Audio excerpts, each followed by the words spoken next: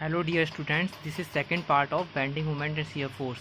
But I will suggest you before seeing this part of bending moment shear force, you must watch the first part because first part is very important which I already uploaded in my video. The second part में मैं discuss करने वाला हूँ. I will discuss the support and support reaction, how to calculate the support reaction and what are the various steps in drawing the SFD and BMD diagrams. So first of all, the introduction to support and support reaction. Support when a number of forces are acting on a body and the body is supported on another body, then the second body exerts a force known as reaction on the first body at the point of contact. तो जब भी किसी body या surface पे कई सारे number of forces है, मैं शुरुआत में बताया था कि under the action of transverse loading various types of forces are acting on the beam as well as bending moment. तो यहाँ पर किसी बॉडी या सरफेस पर कोई नंबर ऑफ फोर्सेस लग रहे हों और वो बॉडी किसी दूसरी बॉडी सपोर्ट में हो, तो वो सेकंड बॉडी होती है, वो दूसरी बॉडी पॉइंट ऑफ कांटेक्ट में एक अपोजिट फोर्स लगाती है जिसको हम कहते हैं रिएक्शन, ताकि फर्स्ट बॉडी जो है वो इक्विलिब्रियम पोजीशन पर रहे. ओके, तो सेकंड बॉडी जो होती है जो फोर्स लगाती है फर्स्ट बॉडी पे, सेकंड बॉडी जो होती है उसको कहते हैं सपोर्ट, और जो वो फोर्स लगाती है फर्स्ट बॉडी पे पॉइंट ऑफ कांटेक्ट पे उसको कहते हैं सपोर्ट रिएक्शन. तो जैसे फॉर एग्जांपल एक कोई बीम में इस पर रिएक्शन लग रहा है डाउनवर्ड में, तो ये बीम अभी इक्विलिब्रियम में नहीं, किस पे एक लोड लग रहा है, ये जो रिफ्लेक्शन को प्रिवेंट करने के लिए अपोजिट डायरेक्शन में दूसरी बॉडी क्या लगा रही है, वर्टिकल फोर्स लगा रही है. तो ये वर्टिकल दी फोर्स क्या है, ये सपोर्ट रिएक्शन है. तो this is all about the support and support reaction. तो टाइप्स ऑफ सपोर्ट्स की अगर बात करें तो फॉलोइंग टाइप्स ऑफ सपोर्ट्स होते हैं: simple support, roller support, pin joint और hinge support, smooth surface support and fix support. तो सिंपल सपोर्ट और नाइफ एज सपोर्ट में क्या होता है, इसमें ये जो सपोर्ट होते हैं नाइफ एज फॉर्म में होते हैं. This is basically act as a fulcrum. इसका एक कॉर्नर शार्प होता है और इसमें बीम पे जो इस पर अगर रखी होती है, रेस्ट माउंटेड होती है, तो इसमें लीस्ट मूवमेंट जो होता है वो लीस्ट फ्रिक्शन के साथ होता है. तो इसीलिए हम उसको कहते हैं नाइफ एज सपोर्ट.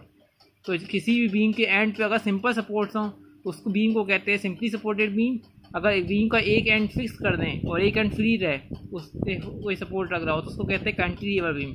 मैंने इसलिए बताया क्योंकि जब भी हम लोग SFD BMD जाता है कैंटिलीवर बीम या सिंपली सपोर्टेड बीम के लिए ही पूछा जाता है. तो मैंने यहाँ पे इंट्रोडक्शन दे दिया कैंटिलीवर बीम होती क्या है. तो बीम सपोर्टेड नाइफ है, तो यहाँ पे इस पर जो रिएक्शन रहेगा जहाँ पे सपोर्ट है, तो इस पर रिएक्शन जो होता है इस पॉइंट सरफेस के नॉर्मल लग रहा होता है. जैसा कि ये RA और RB दिख रहा है, ये सरफेस के नॉर्मल रहेगा. ओके,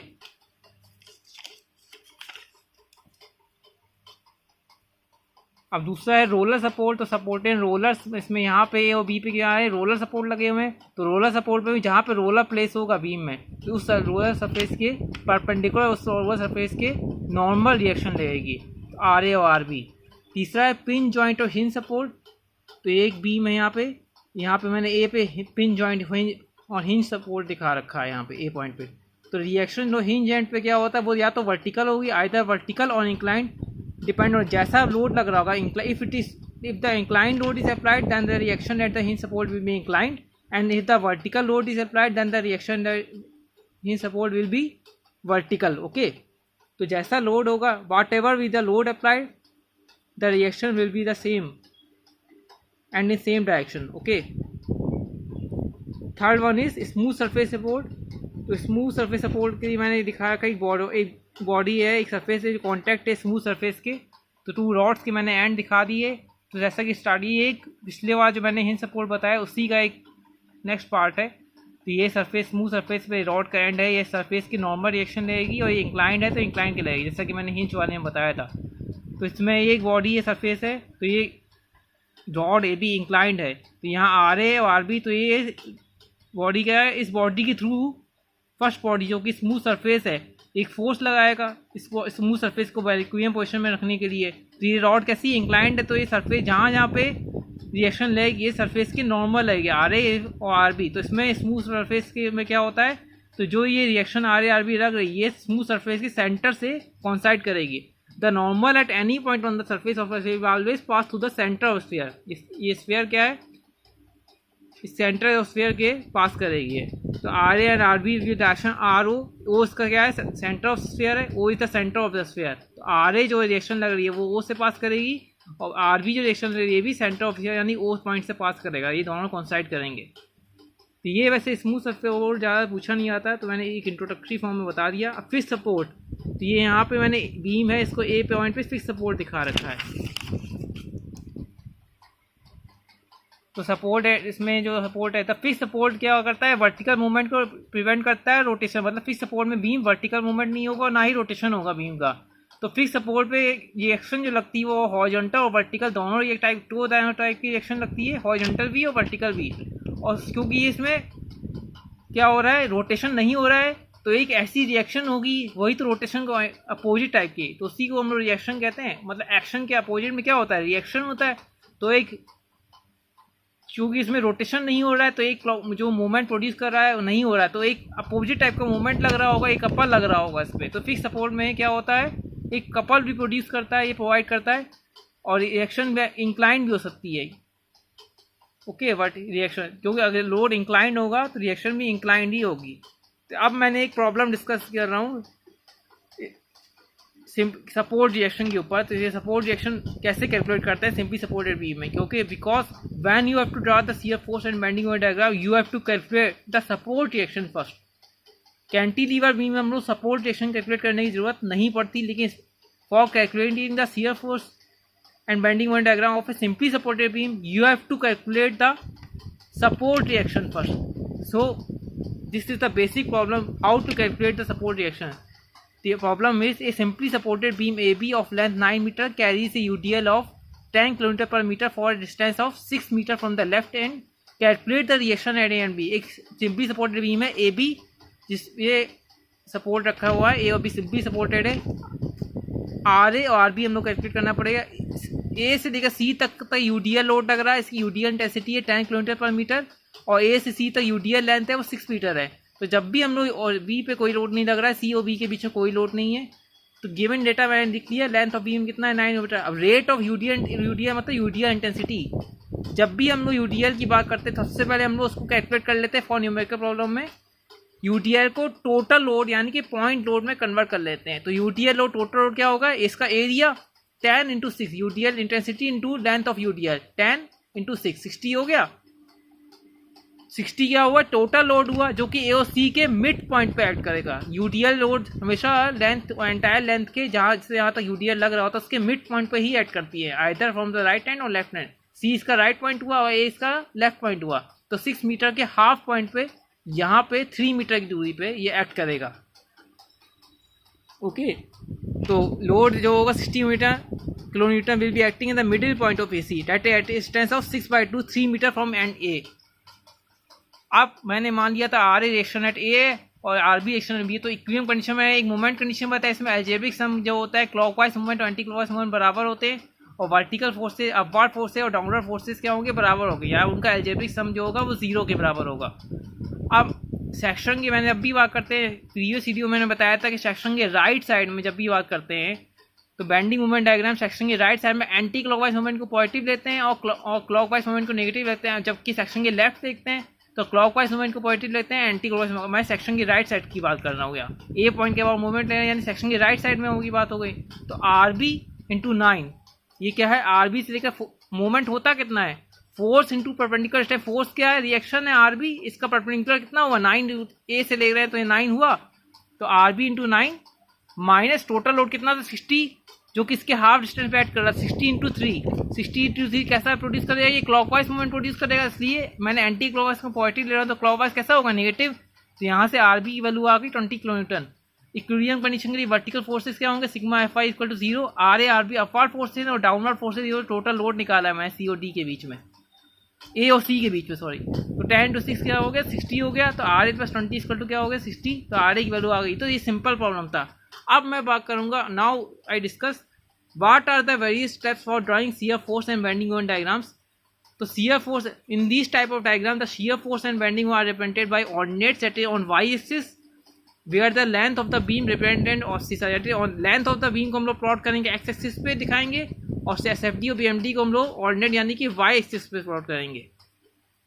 तो हम लोग सबसे पहले क्या करते हैं, सेक्शन लेते हैं, कंसीडर लेफ्ट पोर्शन सेलेक्ट करेंगे या राइट पोर्शन देखेंगे सेक्शन का, तो जितने भी फोर्सेस को ऐड कर रहा है इंक्लूडिंग रिएक्शन वो नॉर्मल टू द बीम पे जो ऐड कर रहा है perpendicular, one of the portion. अगर राइट हैंड पोर्शन कंसिडर कर रहे हैं सेक्शन का, तो जो राइट पोर्शन में तो जो फोर्स लग रहे हैं वो डाउनवर्ड फोर्स को पॉजिटिव कंसिडर करेंगे। अगर लेफ्ट पोर्शन को कंसिडर कर रहे हैं सेक्शन के, तो अपवर्ड फोर्सेज जो पॉजिटिव होंगे, अपवर्ड फोर्सेज होंगे, उनको हम लोग पॉजिटिव वैल्यू लेंगे। तो पॉजिटिव वैल्यू जो होंगी shear force and bending moment diagram, वो हम लोग बेस लाइन के अबव प्लॉट करेंगे। और जितनी भी नेगेटिव वैल्यूज होंगी SFD shear force and bending moment diagram को, उसको बेस लाइन जो होगी, जो लेंथ ऑफ द बीम होगी, उसको बेस लाइन कहते हैं, वो बेस लाइन के नेगेटिव एक्शन नीचे प्लॉट करेंगे। तीसरा चौथा स्टेप है, फोर्थ स्टेप है, the shear force diagram will increase और डिक्रीज सडनली। जब भी शियर फोर्स डायग्राम किसी पॉइंट से सडनली इंक्रीज, पॉजिटिव से नेगेटिव या नेगेटिव से पॉजिटिव हो रहा होगा, तो उसको हम लोग इस vertical straight line, incline straight line से दिखाते हैं। जब भी अगर वर्टिकल पॉइंट लोड लग रहा होता है तब। और शियर फोर्स डायग्राम जो होगा किसी भी दो वर्टिकल लोड के बीच में होगा, वो कांस्टेंट होगा, उन दोनों के बीच में कोई लोड नहीं रहेगा। उसको शियर फोर्स डायग्राम को हम लोग दो वर्टिकल लोड के बीच में दिखाते हैं। वो इस तरह, जैसे मान लो ये एक बीम है, यहाँ पे लोड लग रहा है, यहाँ पे लोड लग रहा है, इन दोनों के बीच में कोई, जब इस पॉइंट से इस पॉइंट के बीच में शियर फोर्स ड्रॉ करेंगे, तो ये इसको हम लोग हॉरिजॉन्टल लाइन दिखाएंगे शियर फोर्स के लिए।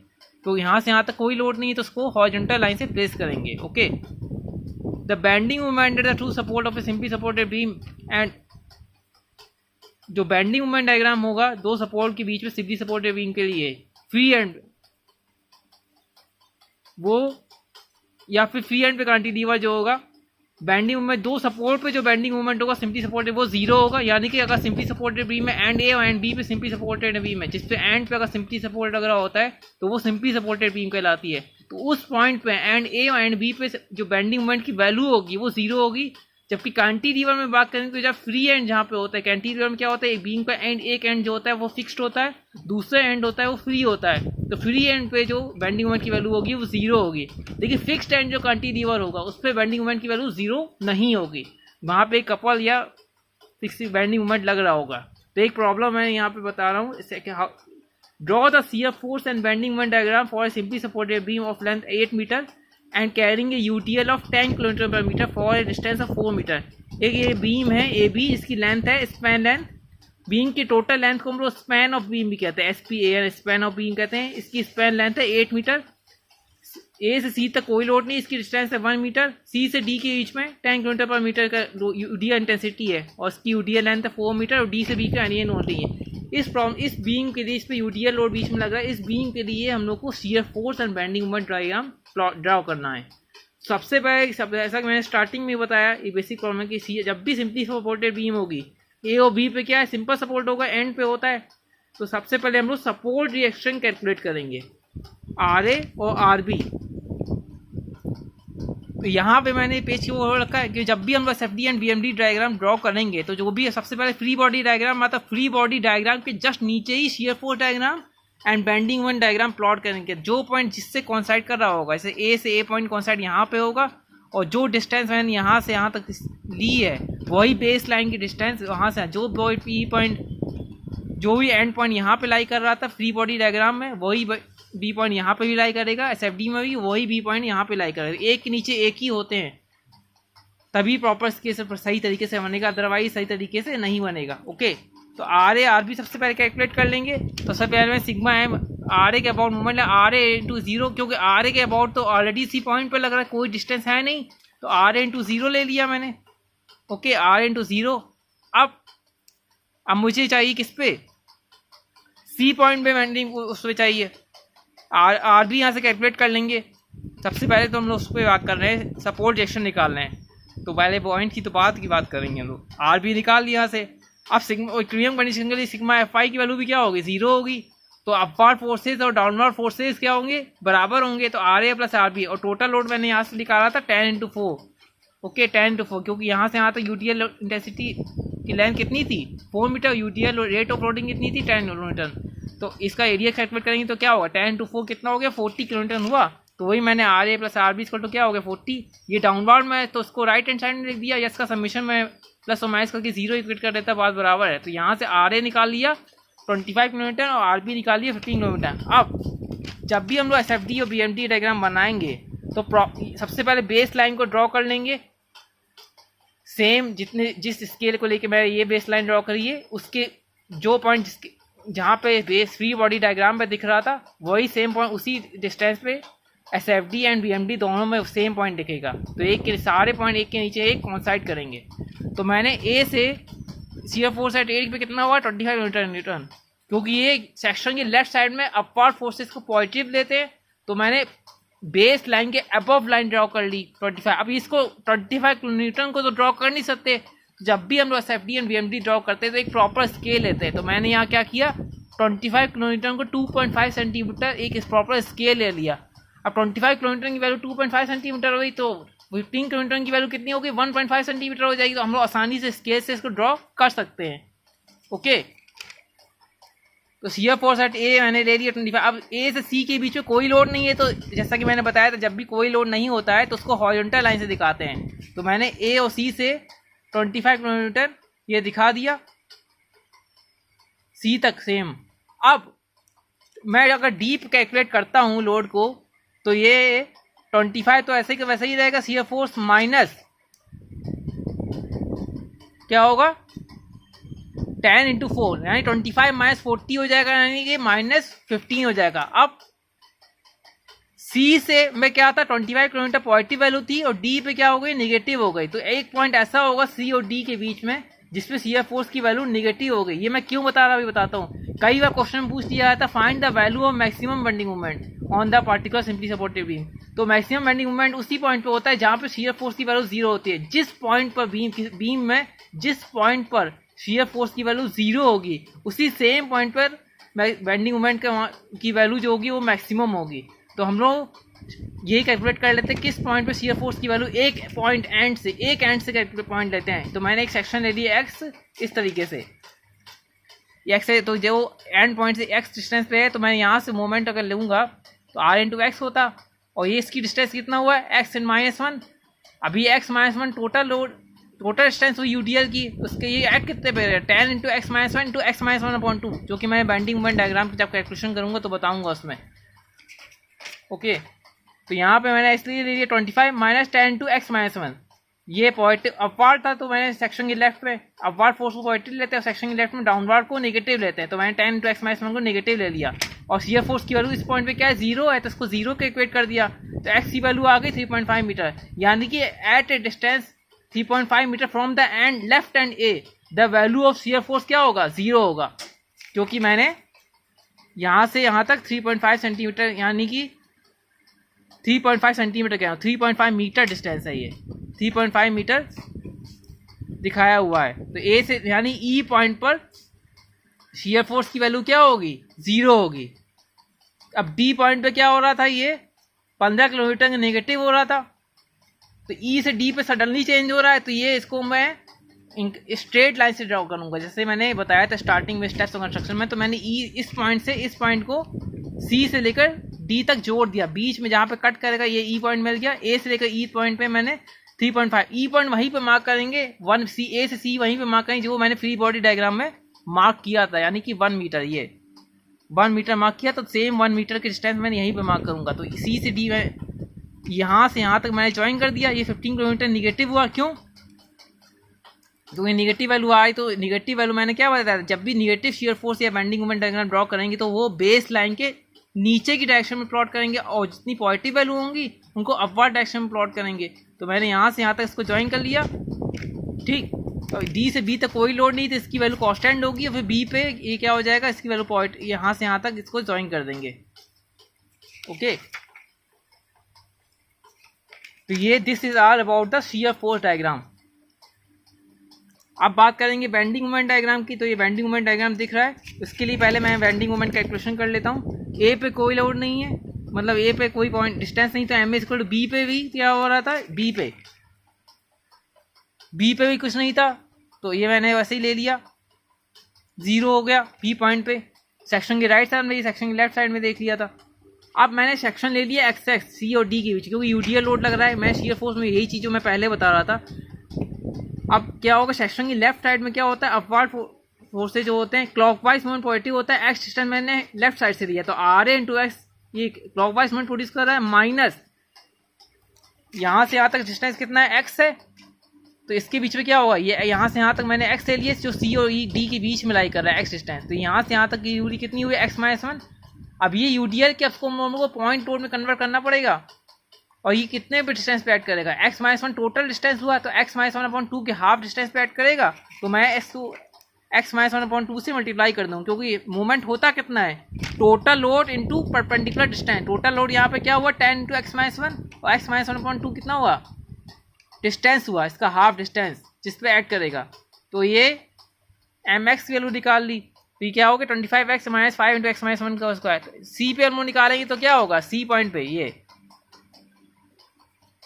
आर ए इंटू एक्स की वैल्यू 1 है सी पे, आर इंटू 1, जैसा कि मैंने यहाँ पे दिखाया है ए से सी पे। ए से सी पे कोई लोड नहीं है तो बेंडिंग मोमेंट का नेचर कैसा होगा,